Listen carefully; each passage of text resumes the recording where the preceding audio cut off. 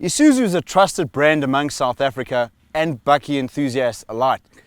It's like it's rooted in our culture, it's part of our heritage, and an outright typecast for being reliable, durable, dependable, and a forthright comfort to drive, especially in an off-road application. And in a short time frame, we got to do some justice as to what this Isuzu can accomplish. And like any animal, it needs the right habitat, the right environment. That's why we've come out to the Wedge 4x4 trail to give this bull of a bakkie a chance to flex its muscles.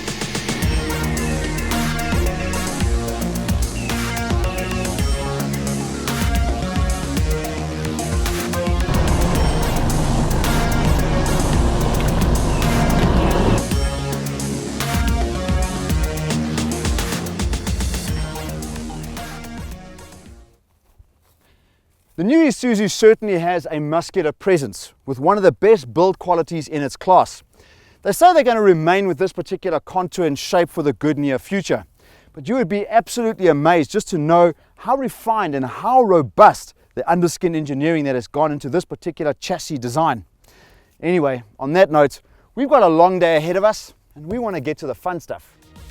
Isuzu is built for South Africa and for Africa.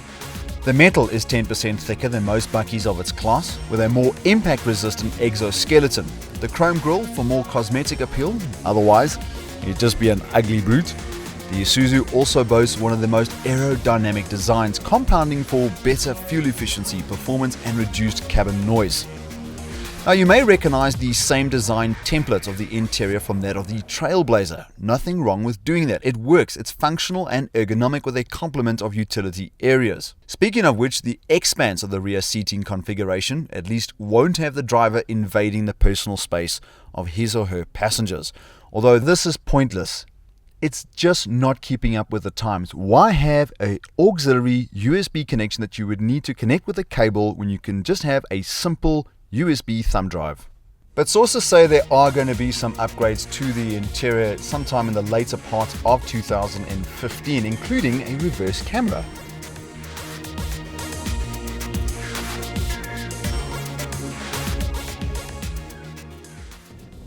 The Isuzu heaves off the line like a long-range cruise missile with the sound of an underground locomotive, 380 Newton meters of bottom-end torque and 130 kilowatts of power being delivered to the rear wheels, squatting the backside of the car to the tarmac when you crack the whip over the 3-litre 4-cylinder D-Tech diesel engine.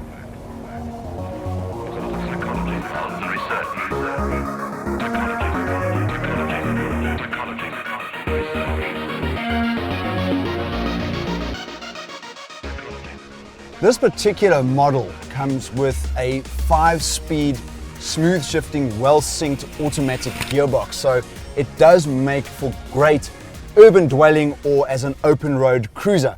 But the Isuzu is more than that. It's built tough. It hungers for the outdoors. I mean, why would you have a ground clearance of 220 millimeters when all you have to avoid is a tarmac or a pothole in the road, or your neighbor's endangered species patch of lawn, or have a towing capacity of 3.5 tons. I mean, at the end of the day, this thing really hungers. It hungers for the outdoors. It hungers for rough terrain. It's not for Nancy boys. And you know what? If you're not an outdoors kind of person, the Isuzu has this way of getting into your soul and rewiring your sense of adventure.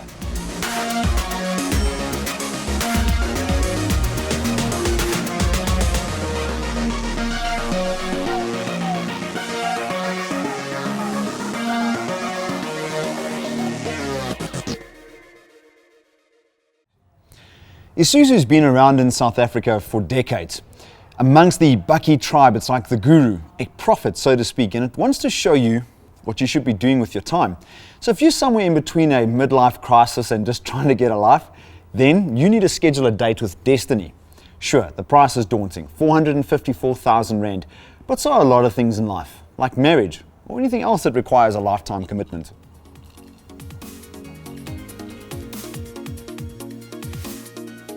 South Africans and bakkie enthusiasts alike. Bakkie.